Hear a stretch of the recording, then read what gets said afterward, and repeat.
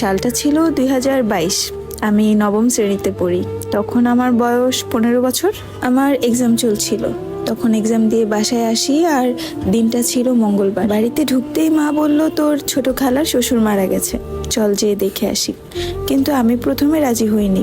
আমি বলেছিলাম যে মা, আমি যাব না, তোমরা যাও। তখন মা বলল, বাড়িতে একা কিভাবে থাকবি, চল।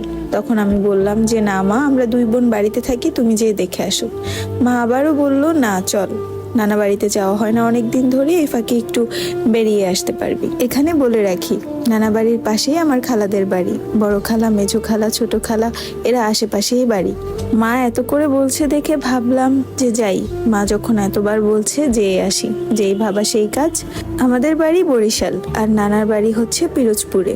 তারপর দুপুর 2টা বাজে রওনা দিলাম সবাই মিলে। তারপর আমার খালাতো ভাই আসে আমাদেরকে এগিয়ে নিয়ে যেতে, মেজো খালার ছেলে।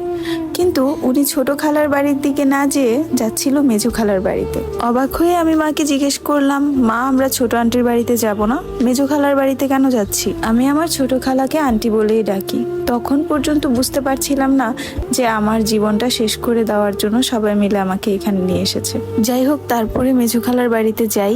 যে সবাইকে দেখে মোটামুটি ভালোই লাগলো, খালাতো ভাই বোন সবাইকে। সেখানে বড় খালাও ছিল। প্রথমে ঢুকেই আমি ফ্রেশ হতে চলে গেলাম।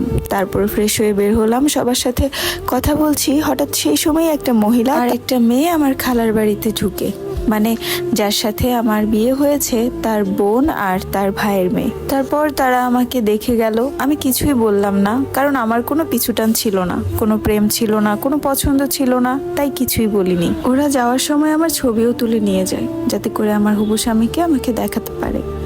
আমার স্বামীর পছন্দ ছিল লম্বা মেয়ে। আমি মোটামুটি ভালোই লম্বা, তাই তাদের পছন্দ হয়ে গেল।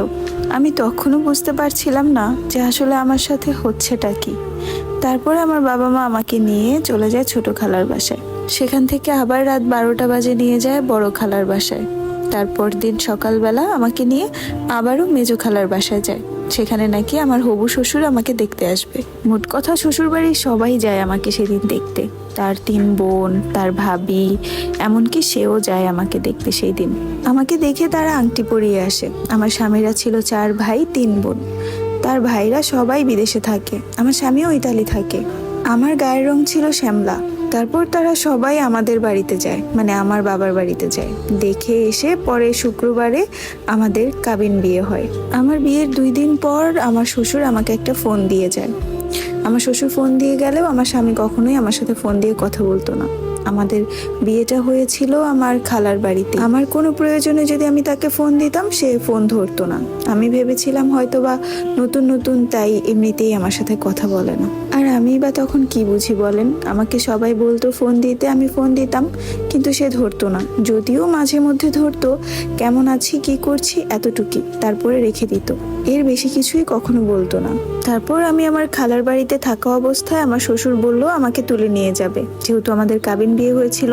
কিন্তু আমার বাবা রাজি ছিল না। আমার বাবা বলল যে খালামণির বাড়ি থেকে আমাকে তুলে নিতে দিবে না, সে